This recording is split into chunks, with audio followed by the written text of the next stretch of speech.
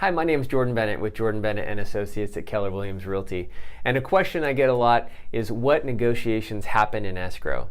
There are some that think once you open escrow on a property, you put a deal together, it's time to celebrate and break out the champagne. I would argue that it's not time to do that until you get all of your due diligence done on the property. And same thing if you're a seller, until your buyers completed their due diligence, it's not over yet. So there's two big negotiations that can happen during an escrow. One is repairs.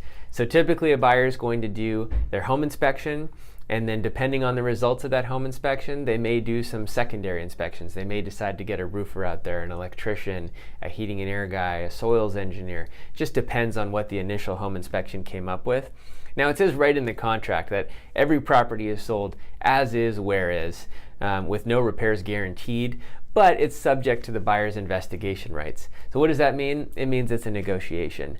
If you have an inspection report that comes up with a whole lot of functional items that the buyer could not have been aware of when they made the offer, typically it's back to the negotiating table and it's figuring out what is the buyer asking for, what will the seller agree to, and can they come to a win-win situation where the process continues to move forward.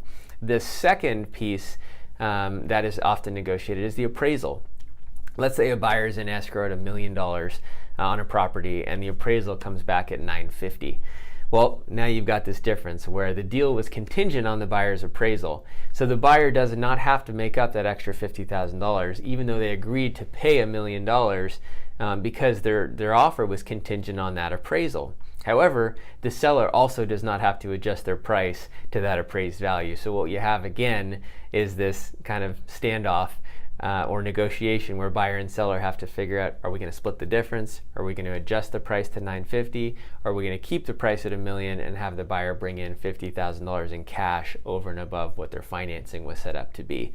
So those are the two biggest things that can happen in an escrow that require further negotiation. And that's where having a great professional to walk you through that and figure out how to keep it a win while getting to the finish line is very important. Thanks so much for watching.